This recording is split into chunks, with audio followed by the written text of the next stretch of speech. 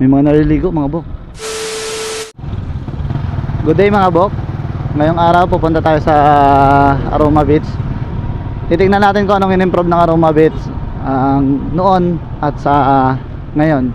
Kasi dati mga bok, hindi naman siya ganun kaganda. Ngayon, kayo na maghusga. Yung mga hindi nakauwi or nasa malalayo, makikita nyo po kung gaano kaganda ngayon ang Aroma Beach. No? Dito. Aba, sarado. Bakit kaya sarado?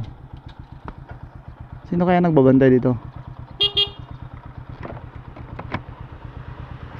Magandang umaga, boss. Saan po pwedeng dumaan dito para mapakita yung side viewing ng Aroma Beach?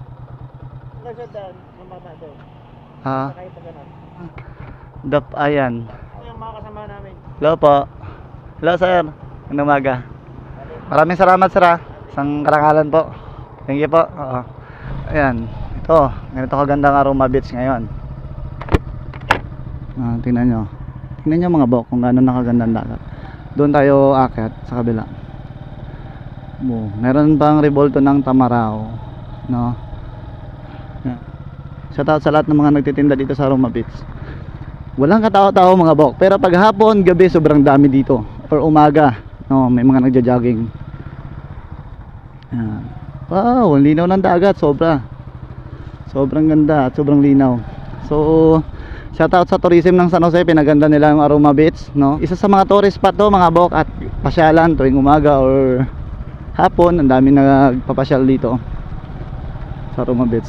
Titingnan natin hanggang doon sa dulo mga bok. May mga naliligo mga bok.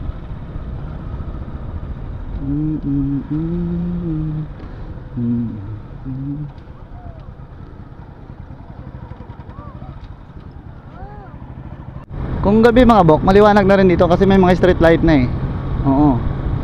Kabilaan ng mga street light, may mga solar panel. Okay, maganda na sa tingnan. Hoping makapunta naman tayo sa mga island doon. Nandoon yung Iling Island. Yung mga island na yun nandyan. Maganda dito mag-jogging mga bok. Kung wala man tayong masaakitan dyan, babalik tayo. Oo. Ayan. Siguradong walang maakitan mga bok. Nandito lang sa dulo. Pero in fairness malinis ang Aroma Beach. Sobrang linis ngayon. Ayan yung mga tindahan dito sa Aroma Beach paggabi. Marami pa yan dyan, mga food court. Ayan, shoutout sa inyo lahat po. Gutong Mangyan.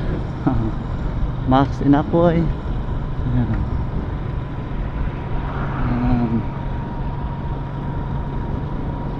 Ang dami ng tindahan dito sa gilid.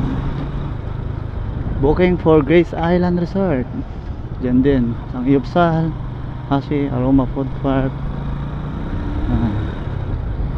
Ayan mga bok, see you in the next video.